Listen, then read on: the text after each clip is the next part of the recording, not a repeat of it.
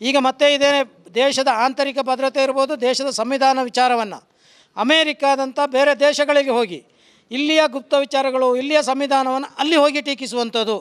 ಇವರೊಬ್ಬ ಬುದ್ಧಿಮಾಂದ್ಯನೋ ಅಥವಾ ದೇಶದ್ರೋಹಿ ಯಾವುದು ಅಂತೇಳಿ ನಾವು ಚಿಂತನೆ ಮಾಡಬೇಕಾಗ್ತದೆ. ದೇಶದ ಜನರು ದೇಶದ ವಿಚಾರಗಳಿದ್ದಾಗ ದೇಶದಲ್ಲಿ ನಮ್ಮ ಏನು ಪಾರ್ಲಿಮೆಂಟ್ ಇರ್ಬೋದು, ಸೆಷನ್ಗಳಾಗ್ತದೆ, ಚರ್ಚೆ ಮಾಡಲಿ ಅವಕಾಶಗಳಿದೆ. ಆದರೆ ಇದನ್ನು ಬಿಟ್ಟು ಬೇರೆ ದೇಶಗಳ ಹೋಗಿ ನಮ್ಮ ಒಂದು ಇದನ್ನು ಸಂವಿಧಾನವನ್ನು ತೆಗೊಳ್ಳುವಂಥದ್ದು, ನಮ್ಮಲ್ಲಿ ಮುಂದೆ ಕಾಂಗ್ರೆಸ್ ಏನಾರು ಅಧಿಕಾರಕ್ಕೆ ಬಂದರೆ ಇದನ್ನೆಲ್ಲವನ್ನು ತೆಗೆದುಹಾಕಿ ಎಲ್ಲರೂ ಒಂದು ಒಟ್ಟು ಇದನ್ನು ಮಾಡ್ತೇವೆ ಅಂತೇಳಿ ಅವರೇ ಸ್ವತಃ ಒಪ್ಕೊಂಡಿದ್ದಾರೆ. ಇವತ್ತು ಆ ಒಂದು ಹೇಳಿಕೆಯನ್ನು ನೀಡಿರೋದನ್ನು ವಿರೋಧಿಸಿ ಇವತ್ತು ರಾಜ್ಯಾದ್ಯಂತ ಭಾರತೀಯ ಜನತಾ ಪಾರ್ಟಿ ವತಿಯಿಂದ, ಅದು ವಿಶೇಷವಾಗಿ ಹಿಂದುಳಿದ ವರ್ಗ, ಪರಿಶಿಷ್ಟ ಜಾತಿ, ಪರಿಶಿಷ್ಟ ವರ್ಗದವರಿಂದ ಇವತ್ತು ಮಡಿಕೇರಿಯಲ್ಲಿ ಪರಿಶಿಷ್ಟ ಜಾತಿಯವರ ಅಧ್ಯಕ್ಷರ ನೇತೃತ್ವದಲ್ಲಿ, ಅವರ ತಂಡದ ನೇತೃತ್ವದಲ್ಲಿ ಈ ಒಂದು ಬೃಹತ್ ಪ್ರತಿಭಟನೆಯನ್ನು ಮಾಡ್ತಾ ಇದ್ದೇವೆ. ಇದನ್ನು ಈ ಕೂಡಲೇ ನಿಲ್ಲಿಸಬೇಕು. ಈ ದೇಶದ್ರೋಹಿಯನ್ನು ಒಂದು ಲೆಕ್ಕದಲ್ಲಿ ಭಾರತದಿಂದ ಅವರನ್ನು ಹೊರಗೆ ಹಟ್ಟಬೇಕು ಅಂತ ಹೇಳುವಂಥ ಒಂದು ಸಂದೇಶವನ್ನು, ಕರೆಯನ್ನು ಕೊಡಲಿಕ್ಕೆ ಇಷ್ಟಪಡ್ತೇವೆ. ಹೊರಗಡೆ ಹೋದರೆ ನಮ್ಮ ದೇಶವನ್ನು ಅವರು ಕೀಳು ಮಟ್ಟದ ರೀತಿಯಲ್ಲಿ ಪ್ರಚಾರ ಮಾಡುವಂಥದ್ದು ವ್ಯವಸ್ಥೆಯನ್ನು ನಾವು ಈಗ ನೋಡ್ತಾ ಇದ್ದೇವೆ. ಯಾಕೆಂತ ಹೇಳಿದ್ರೆ ಇವತ್ತು ಅವರು ವಿರೋಧ ಪಕ್ಷದ ನಾಯಕರಾಗಿ ಅದನ್ನು ಪಾರ್ಲಿಮೆಂಟ್ ಒಳಗೆ ಪ್ರಸ್ತಾಪ ಮಾಡಲಿ, ಏನೇ ಇಲ್ಲಿಯ ದೇಶದ ಆಗುಹೋಗುಗಳ ಬಗ್ಗೆ ಚರ್ಚೆ ಮಾಡಲಿ. ಆದರೆ ಅದನ್ನು ಚರ್ಚೆ ಮಾಡಿ ಪರಿಹಾರ ಕಂಡುಕೊಳ್ಳಕ್ಕೆ ಮಾಡದೆ ಇವತ್ತು ಇವರಿಗೆ ಯಾವ ರೀತಿ 57 ವರ್ಷದಿಂದ ಆಡಳಿತ ಮಾಡಿ ಈ ಭಾರತ ದೇಶವನ್ನು ಗರೀಬಿ ಸ್ಥಾನಕ್ಕೆ ತಂದರೂ ಅದು ಅವರಿಗೆ ಸಹಿಸಲಿಕ್ಕೆ ಆಯ್ತಾ ಇಲ್ಲ. ಹಾಗಾಗಿ ಇವತ್ತು ಒಳ್ಳೆಯ ಆಡಳಿತ 10-11 ವರ್ಷಗಳಿಂದ ಭಾರತ ದೇಶ ಒಳ್ಳೆಯ ಆಡಳಿತವನ್ನು ಕೊಡ್ತಿದೆ. ಆರ್ಥಿಕ ವ್ಯವಸ್ಥೆ ಪ್ರತಿಯೊಂದರಲ್ಲಿ ನಮ್ಮ ದೇಶ ಮುಂದುವರೆದಿದೆ. ಅದೇ ರೀತಿಯಲ್ಲಿ ಚೀನಾದಲ್ಲಿಯೂ ಅಲ್ಲಿ ಹೋಗಿ ನಮಗೆ ಯಾರು ವಿರುದ್ಧವಾಗಿದ್ದಾರೆ ಅವರ ಪರವಾಗಿ ಹೊರ ದೇಶದಲ್ಲಿ ಮಾತಾಡುವಂಥದ್ದು ಖಂಡನೀಯ. ಹಾಗಾಗಿ ಅವರು ಈ ವಿರೋಧ ಪಕ್ಷದ ಸ್ಥಾನಕ್ಕೆ ಅವರು ರಾಜೀನಾಮೆ ಕೊಡಬೇಕು, ಇಲ್ಲ ದೇಶದಿಂದ ಗಡೀಪಾರು ಮಾಡಬೇಕು. ಆ ರೀತಿ ಇವತ್ತು ಸರ್ಕಾರ, ಜನರು ಅವರ ವಿರುದ್ಧ ಹೋರಾಟವನ್ನು ಮಾಡಬೇಕು. ಹಾಗೆ ಪ್ರತಿಯೊಂದು SC STಗೂ ಏನು ಸಂವಿಧಾನ ಪ್ರಕಾರಕ್ಕೆ ಅದಕ್ಕೆ ಮುಂದುವರಿಸಿಕೊಂಡು ಹೋಗಬೇಕು. ಪರಿಶಿಷ್ಟ ಜಾತಿ ಪರಿಶಿಷ್ಟ ಪಂಗಡಕ್ಕೆ ಅವಮಾನ ಮಾಡಿದ ರಾಹುಲ್ಗೆ, ದಲಿತ ವಿರೋಧಿ ಕಾಂಗ್ರೆಸ್ ನಾಯಕರುಗಳಿಗೆ,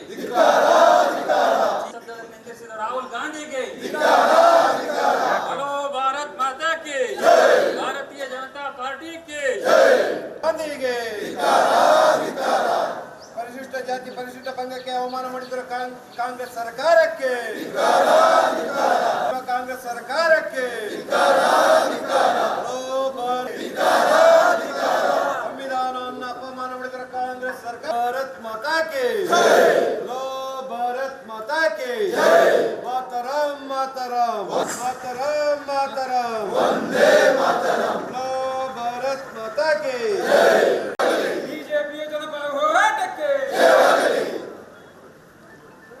ಮೀಸಲಾತಿ ರದ್ದತಿಪಡಿಸಲು ಮುಂದಾಗಿರುವ ಕಾಂಗ್ರೆಸ್ ನಾಯಕರಿಗೆ, ಶೋಷಿತರನ್ನು ಮೂಲೆ ಗುಂಪು ಮಾಡುತ್ತಿರುವ ಕಾಂಗ್ರೆಸ್ ಸರ್ಕಾರಕ್ಕೆ, ರಾಷ್ಟ್ರವನ್ನು ಅವಮಾನಿಸುತ್ತಿರುವ ಕಾಂಗ್ರೆಸ್ ನಾಯಕರುಗಳಿಗೆ, ರಾಷ್ಟ್ರದ ಗೌರವಕ್ಕೆ ಧಕ್ಕೆ ತರುತ್ತಿರುವ ರಾಹುಲ್ ಭಾರತ್ ಮಾತಾ ಕಿ, ಭ್ರಷ್ಟ ಕಾಂಗ್ರೆಸ್ ಸರ್ಕಾರಕ್ಕೆ, ಮೀಸಲಾತಿ ರದ್ದತಿಗೆ, ಮುಖ್ಯಮಂತ್ರಿ ಸಿದ್ದರಾಮಯ್ಯನಿಗೆ, ಉಪಮುಖ್ಯಮಂತ್ರಿ DK ಶಿವಕುಮಾರ್ಗೆ, ಸರ್ಕಾರಕ್ಕೆ, ಭಾರತ್ ಮಾತಾ ಕಿ, ಭಾರತ್ ಮಾತಾ ಕಿ. ಎಡಬಿಡಂಗಿ ರಾಹುಲ್ ಗಾಂಧಿಗೆ, ಸಂವಿಧಾನಕ್ಕೆ ಅಪಮಾನ ಮಾಡುತ್ತಿರುವ ಪಪ್ಪು ರಾಹುಲ್ ಗಾಂಧಿಗೆ, ಎಲ್ಲಿಯ ಹೊರಗೆ ಹೋರಾಟ,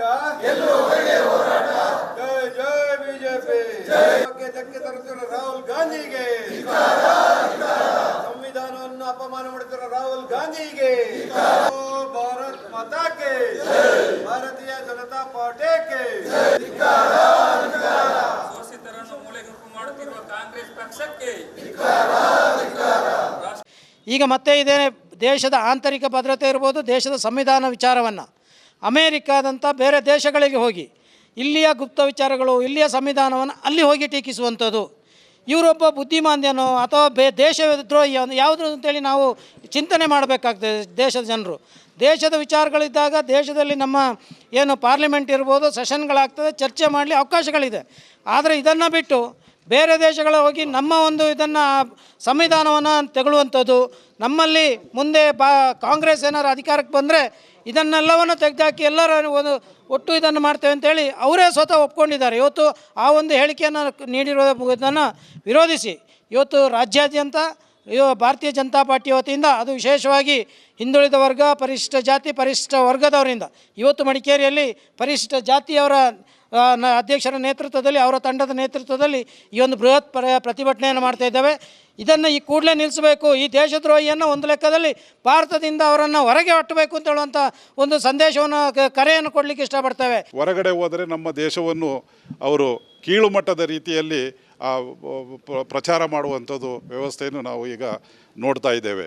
ಯಾಕೆಂತ ಹೇಳಿದ್ರೆ ಇವತ್ತು ಅವರು ವಿರೋಧ ಪಕ್ಷದ ನಾಯಕರಾಗಿ ಅದನ್ನು ಪಾರ್ಲಿಮೆಂಟ್ ಒಳಗೆ ಪ್ರಸ್ತಾಪ ಮಾಡಲಿ, ಏನೇ ಇಲ್ಲಿಯ ದೇಶದ ಆಗುಹೋಗುಗಳ ಬಗ್ಗೆ ಚರ್ಚೆ ಮಾಡಲಿ, ಆದರೆ ಅದನ್ನು ಚರ್ಚೆ ಮಾಡಿ ಪರಿಹಾರ ಕಂಡುಕೊಳ್ಳಕ್ಕೆ ಮಾಡದೆ ಇವತ್ತು ಇವರಿಗೆ ಯಾವ ರೀತಿ 57 ವರ್ಷದಿಂದ ಆಡಳಿತ ಮಾಡಿ ಈ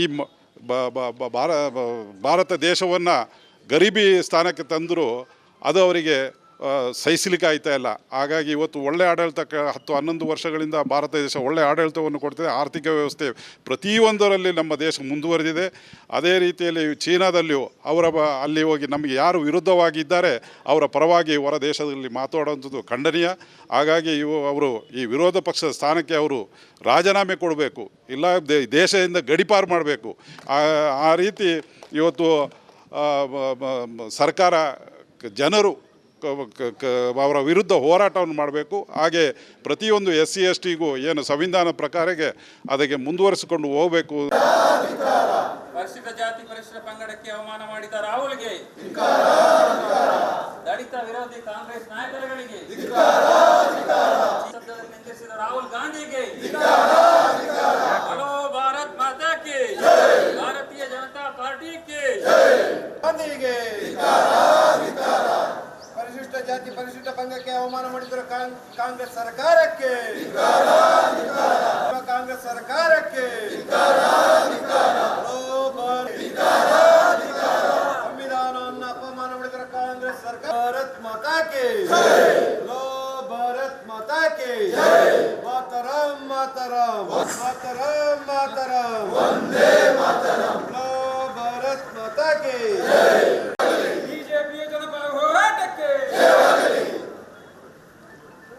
ಮೀಸಲಾತಿ ರದ್ದುಪಡಿಸಲು ಮುಂದಾಗಿರುವ ಕಾಂಗ್ರೆಸ್ ನಾಯಕರಿಗೆ, ಶೋಷಿತರನ್ನು ಮೂಲೆ ಗುಂಪು ಮಾಡುತ್ತಿರುವ ಕಾಂಗ್ರೆಸ್ ಸರ್ಕಾರಕ್ಕೆ, ರಾಷ್ಟ್ರವನ್ನು ಅವಮಾನಿಸುತ್ತಿರುವ ಕಾಂಗ್ರೆಸ್ ನಾಯಕರುಗಳಿಗೆ, ರಾಷ್ಟ್ರದ ಗೌರವಕ್ಕೆ ಧಕ್ಕೆ ತರುತ್ತಿರುವ ರಾಹುಲ್ ಭಾರತ್ ಮಾತಾ ಕಿ, ಭ್ರಷ್ಟ ಕಾಂಗ್ರೆಸ್ ಸರ್ಕಾರಕ್ಕೆ, ಮೀಸಲಾತಿ ರದ್ದುಗೆ, ಮುಖ್ಯಮಂತ್ರಿ ಸಿದ್ದರಾಮಯ್ಯನಿಗೆ, ಉಪಮುಖ್ಯಮಂತ್ರಿ DK ಶಿವಕುಮಾರ್ಗೆ, ಸರ್ಕಾರಕ್ಕೆ, ಭಾರತ್ ಮಾತಾ ಕಿ, ಭಾರತ್ ಮಾತಾ ಕಿ. ಎಡಬಿಡಂಗಿ ರಾಹುಲ್ ಗಾಂಧಿಗೆ, ಸಂವಿಧಾನಕ್ಕೆ ಅಪಮಾನ ಮಾಡುತ್ತಿರುವ ಪಪ್ಪು ರಾಹುಲ್ ಗಾಂಧಿಗೆ, ಎಲ್ಲಿಯವರೆಗೆ ಹೋರಾಟ, ಜೈ ಜೈ ಬಿಜೆಪಿ. ಧಕ್ಕೆ ತರುತ್ತಿರುವ ರಾಹುಲ್ ಗಾಂಧಿಗೆ, ಸಂವಿಧಾನವನ್ನು ಅಪಮಾನ ಮಾಡುತ್ತಿರುವ ರಾಹುಲ್ ಗಾಂಧಿಗೆ, ಭಾರತ್ ಮಾತಾ ಕಿ, ಭಾರತೀಯ ಜನತಾ ಪಾರ್ಟಿಗೆ, ಶೋಷಿತರನ್ನು ಮೂಲೆ ಗುಂಪು ಮಾಡುತ್ತಿರುವ ಕಾಂಗ್ರೆಸ್ ಪಕ್ಷಕ್ಕೆ. ಕನ್ನಡ ಮಾಧ್ಯಮ ಲೋಕದಲ್ಲಿ ಒಂದು ಹಿಸ್ಟಾರಿಕ್ ಕಾರ್ಯಕ್ರಮ. ನಾವು ಇಲ್ಲಿ ಬಂದಿದ್ದು ರೈತರ ಧ್ವನಿಯಾಗೋದಿಕ್ಕೆ. ರಿಪಬ್ಲಿಕ್ನ ಕನ್ನಡ ಚಾನೆಲ್ನಲ್ಲಿ ಇದು ಒಂದು ಉತ್ತಮವಾದ ಕಾರ್ಯಕ್ರಮಗಳಿವೆಲ್ಲ. ಜನನು ಕೂಡ ಬೆಂಗಳೂರು ಕಡೆ ಬರ್ತಾ ಇದ್ದಾರೆ, ಕೆಲಸಕ್ಕೋಸ್ಕರ ಬರ್ತಾ ಇದ್ದಾರೆ. DK ಶಿವಕುಮಾರ್ ಅವರ ಕನಸಿನ ಕರ್ನಾಟಕ ಹೇಗಿರಬೇಕು? ನಾನು ಜನ ಬೆಂಗಳೂರಿನ ವಲಸೆ ಬರೋದನ್ನ ತಪ್ಪಿಸ್ಬೇಕು. ಸವಾಲನ್ನ ಸ್ವೀಕಾರ ಮಾಡಿದಾಗ ಯಶಸ್ಸನ್ನು ಕಾಣೋದಕ್ಕೆ ಸಾಧ್ಯ. ಧರ್ಮ ಅಂತಂದ್ರೆ ಕೇವಲ ಆಧ್ಯಾತ್ಮಿಕಕ್ಕೆ ಸೀಮಿತವಾದದ್ದಲ್ಲ. ಯಾವ ಸಮಿಟು ಇಲ್ಲ, ನಾನ್ ಸ್ಟಾಪ್ ಲೈವ್ ಮಾಡಿರೋದು.